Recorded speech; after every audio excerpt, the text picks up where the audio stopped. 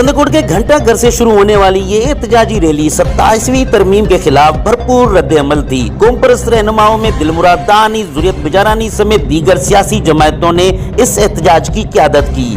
مظاہرین کا کہنا تھا کہ 27ویں ترمیم صوبائی حقوق پر سیدھا حملہ ہے جسے کسی صورت قبول نہیں کیا جائے گا۔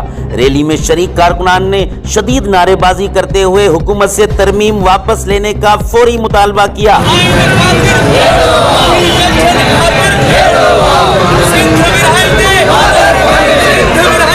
رہنماؤں نے خبردار کیا ہے کہ اگر حکومت نے ترمیم واپس نہیں لی تو احتجاج کا دائرہ مزید وسیع کیا جائے گا۔